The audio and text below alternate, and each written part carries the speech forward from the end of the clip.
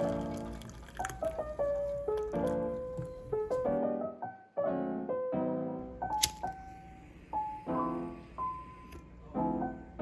guys, and welcome back to another Allie and CoCo Science Show. It is Friday, which is me and Colette's mommy doctor day, and so we've been having a little fun. We went to the park, we got a puppuccino, we went a little like this. Set, go, go, go, go, go, go. Come on, man.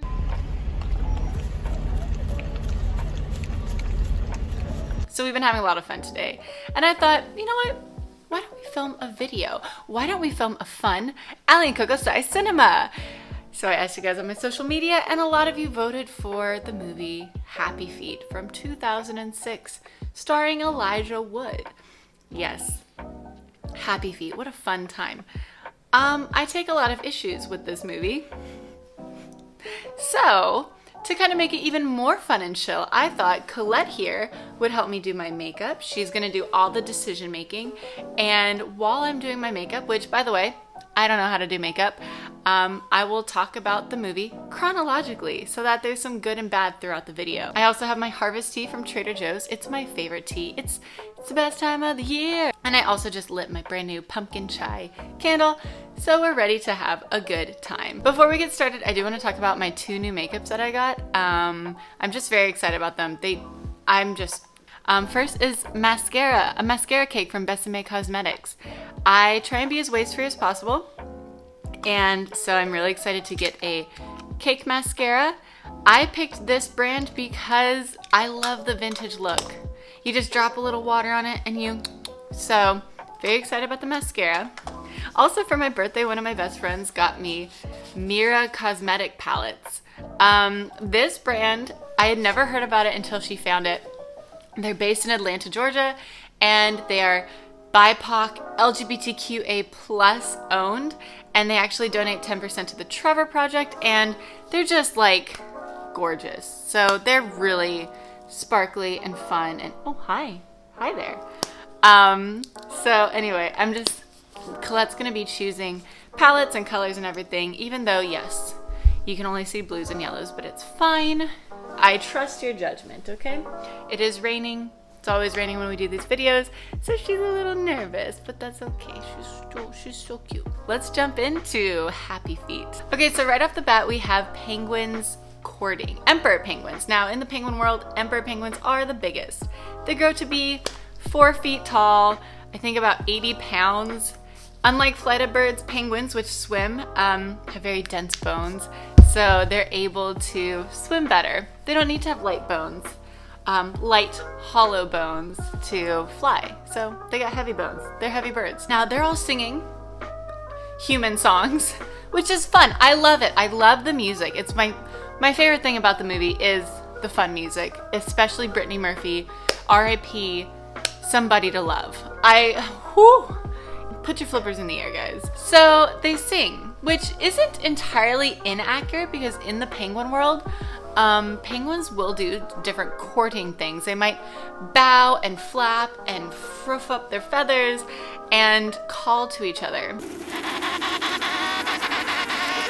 Calling is really important. It's how babies and their parents recognize each other, and it's also how the adults recognize each other. So are penguins monogamous? That's something that a lot of people really romanticize, like penguins stay together for their entire lives. And some might, but they are not necessarily monogamous for life. Penguins are monogamous for that breeding season. I mean, it's hard out there. Like, they can't have multiple chicks with multiple mates because it's a lot of resources. So they usually pair up and strengthen their bond, have their chick. Maybe they'll mate year after year after year for 20 years, maybe. However, if you were to have an unsuccessful chick or an unsuccessful egg, one time, maybe you tried 10 times and you keep messing up, you might be like, you know what, this relationship is not working. I'm gonna find a new mate. That happens. So penguins aren't monogamous for life. And like if Memphis dropped the egg, which he does, and Mumble comes out tap dancing, and Norma Jean is like, question mark? Maybe she would rethink some things, but she loves Mumble. She loves him for all of his all of his quirks, you know. Pre-Mumble hatching, I love the passing off of the egg. This is a real thing. Not just penguins, a lot of birds will have what's called a brood patch, which is basically a bald, it's just skin, section under their bellies, under their legs that they hold the egg near, and it makes it as like warm as possible, as close to the body as possible. It's very safe. If you've seen March of the Penguins, you know this happens where the male holds onto the egg, the female goes all the way across Antarctica, gets enough food, and comes back. It's a very big journey. So usually the male is there to hold onto the egg, to see it hatch. Mom comes back and there's like a baby. Now there is a similar species, the king penguin, which is a sub-Antarctic penguin, lives kind of closer to the shore, and they will have a lot more frequent switching on and off. So female could be holding it, male could be holding it. Or I have met gay penguins. They're real. So like the Pawnee Zoo, I think, needs to just get up with the times, because there are gay penguins out there. I actually met 2 female penguins. One mated with the male, got the egg, and then the 2 females took care of it. They were king penguins. They were cute penguins. Oh, I need to be doing makeup. Holy, I just was getting so into the movie. Monkey, which one? Pick one. Okay, she's going for this one first. Which color, babe girl? Ooh, cute. Okay, so on a positive note, the animation, especially for 2006, is pretty darn good. Like, I love the details in the feathers. They're really cute. There's some parts that looks cheesy, and they do have like real humans in it, which I think was a bad take. But overall, it's pretty good animation. For 2006 especially, it's, oh my god, it's like 15 years old. Oh my god, I'm old. So then it's time for music class. And I gotta say, I'm not mad about music class. I love the cute, adorable, like how can you say no to how cute those penguins are? They're freaking adorable. How do they know human songs? I don't know. It's an unscientific question that I'm just gonna have to leave. What I love most about music class, that when Mumble sings and everyone mocks it, it's like real penguin noises. I always used to tell people that penguins sound like a car trying to start. So Mumble sounds like an actual penguin, but like everyone's mean to him, but like that's fine, but he can tap dance, and I think that is pretty amazing. Now I also love, and I'm gonna kind of jump ahead just a little bit, but I love the different animal representation. Like you see it with the squaw, which is a type of bird. It's very pigmented. Look at this. I'm a freaking mess. Hi. But I also love, there's like elephant seals voiced by Steve Irwin, like again, another RIP. And then, you know, killer whales, stuff like that. So the birds at this part, they talk about this dude, he's banded. And he goes in this whole thing like, oh, they knocked me out and it hurt and it was terrible. I hate the aliens. Which is like, it's fun. Especially to watch the birds in the back like making fun of him.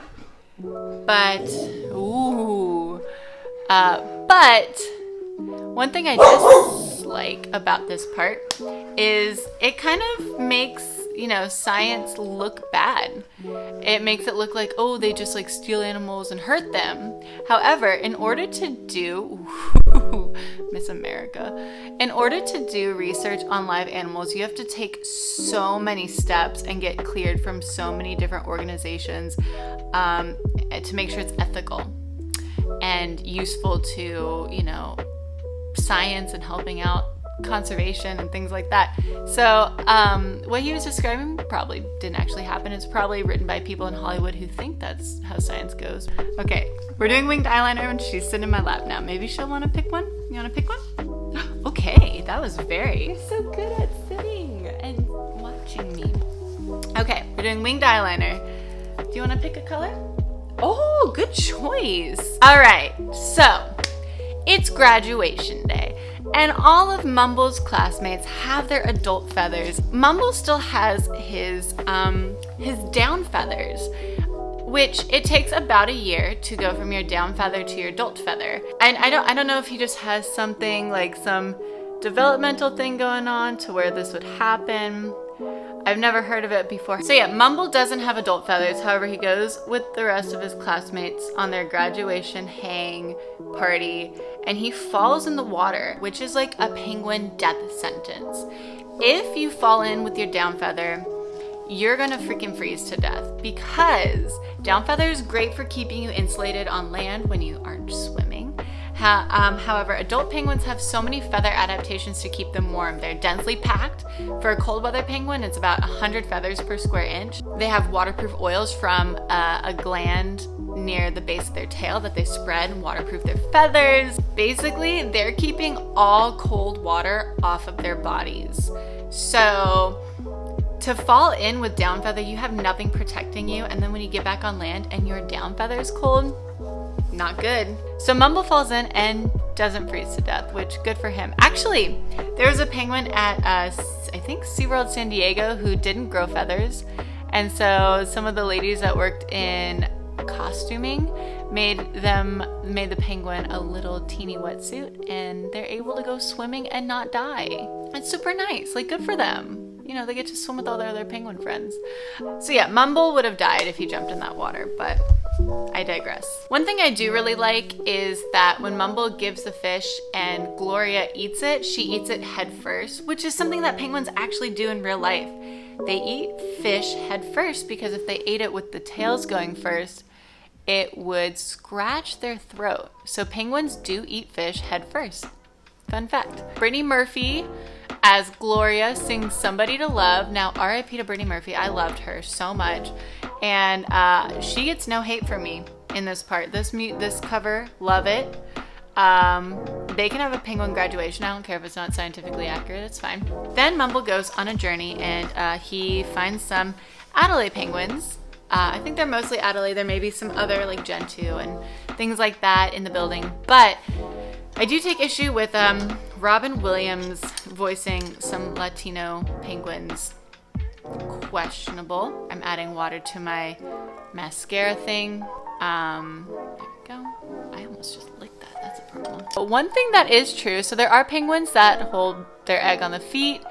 There are some penguins that dig burrows or make nests out of like plant material, especially if you're a warm weather penguin where there are plants. However, there are penguins that build nests out of rocks. It just depends on the species, how big these nests are. Some will just have like a couple rocks to hold an egg in place on the rock. Some will build pretty big nests. I do like all the dude penguins hanging out together because sometimes in the penguin world, they create little bachelor groups. Emperor penguins don't mate for like right when they become adults. Sometimes it'll take them like average about 3 years to start mating, sometimes up to 8. Everyone's on their own journey, and some will form like male little bachelor groups, and they'll hang out and walk around together and be little dorks. So Mumble goes on another little journey. He goes on a lot of journeys on this movie, and we don't know how much time passes. So he still has down feather, but when he gets back to his emperor penguin colony, all of his classmates are starting to do their like singing and finding mates. So maybe it's been a few years and he still has down feather. I don't know. It's very unclear. I think they probably just didn't do their research and it's the very next year. So that's fine. Then we have the whole Boogie Wonderland scene, and I honestly don't take any issues with this because I love musicals. I love big scenes that are just over the top. So they sing Boogie Wonderland. There's a penguin doing a backflip, which could not happen. They're 80 pounds again, and they're not like, these penguins aren't the best jumpers. However, they do have knees, so we'll go with that. There is some science accuracy. They can't do backflips. Also, Mumble starts spanking Gloria, so that's fun. But then the elders get mad, and Mumble's like, F you. And so he goes on another journey with his little bachelor buddies, and he's gonna go find out where is all the fish. It's the aliens. Let's get them. There's some great things that I love on the beginning of this journey. Number one, I love that it does show how humans like kind of affect the natural ecosystem. Overfishing. Also, there's construction equipment on this journey and a lot of garbage. And those are 3 really big threats to penguins and other animals. So the other Robin Williams penguin, because he voices 2 penguins, he's got a soda ring around him. He's gonna go connect Mumble to the humans, even though he's never met one before. they go on a journey, and then they come up to some killer whales. And I actually love the killer whale scene. It shows a lot of kind of their like hunting / play. Yes, they eat penguins, but sometimes killer whales just kill for funsies. I love the attention to detail. Rake marks. I also love that you can see the eye on the eye patch, and the whole like play, the whole behaviorism of the killer whales. So very fun scene, even though it's very stressful probably for the penguins. Mumble washes up on a beach and ends up in a zoo. I've never been to a zoo though that has so few dollars that they put warm weather penguins with the cold weather penguins. That's right, there are some warm weather penguins in the exhibit with Mumble. But so I guess the exhibit is fine for both like deep Antarctica and like a penguin from South Africa or New Zealand or something. That's fine. This scene's very odd because they use real people for the humans. It's very, I guess they're very alien-like. Oh, can you pick a lip color? So whatever you click. Thank you. I hate this scene so much because, well, first off, I don't know how they got from a tap dancing penguin to like, I don't know, overfishing. I don't know how it makes sense, but apparently it does to these people. Like maybe you find a washed up penguin on the beach that you rescue and you're like, oh, this penguin's way underfed compared to our controlled environment, plenty of food zoo penguins. Maybe we're overfishing. Huh. But no, it's a tap dancing penguin means overfishing. Monkey, pick a second color. Can you pick a second one? This one? Okay, let's blend. If you were to rescue a penguin, you'd probably assess why they are in need of rescue, and with the hopes of rehabilitating and releasing said penguin. It's not just, oh, we found a penguin on the beach, let's keep it forever. It's not like that. So Mumble goes back to the colony. He's like, guys, yes, the aliens have a tracker on me, but we're gonna tap dance and they're gonna see we need food. And the elders are like, no, that's preposterous. However, everyone agrees and they tap dance, and the aliens / researchers film it, and they're like, this whole colony of tap dancing penguins must need us to stop overfishing. They could have talked about a lot of similar topics and done it better. So like, I don't know. The writers just really rushed this one. Then everyone's happy in the end and they're all tap dancing and singing. Only Mumble can only tap dance because he still isn't a very good singer. But everyone's happy in the end and they have food. It's a really great lesson to show people be yourself and make some change in the world, because there's definitely some things that need changing. It's an interesting watch for sure. So let's give it a rating. As a movie, I'm gonna give it 2 stars out of 5. It just the whole climax of it makes absolutely no sense, and it's very rushed. And the beginning part of the movie is like kind of slow. There's a lot of journeys that he goes on. As a science rating, I'm gonna also give it 2 tap dancing penguins out of 5. There were some scientific things and details and animals included that I really, really liked, but I did not like, how they portrayed scientific research and zoos. Also, all the issues of Mumble with his down feather swimming like it's no big deal. There's a lot of sciencey things that I could have been done better. Also, again, the ending is just a mess. It's just messy. It just needs could have had a better ending. And there's so many things they could have talked about like pollution and construction and drilling for oil and all these different things, and overfishing, all these important topics that you can include in a kids movie. There's some great kids environmental movies. WALL-E, Fern Gully, not Finding Dory. I have so many opinions about Finding Dory, but it was fun. Also, Robin Williams doing Latino voices, not my fave. For the question of the week, I want to know, what's your favorite penguin? I'm a big fan of the Gen 2 penguin. I love their markings. They're just so cute. Colette, what's your favorite penguin? Little blue fairy. Yeah, they are cute and they're the smallest penguin. So with that, don't forget to comment down below, what is your favorite penguin? And also, if you have any movie suggestions that you want me to talk about the science of, go ahead and put those in the comments down below, and I'd love to see some of those suggestions. I love doing these. I love movies. I love science. Here we are. Also, thumbs up this video if you learned something new, or if you love makeup artist puppies. Don't forget to check out our social media, links to some cool penguin facts and activities, as well as the links to Mira Beauty. I just want to like shout them out again because look, I know like the colors are crazy, but like check out the description for all those, and I will see you guys next time. Bye!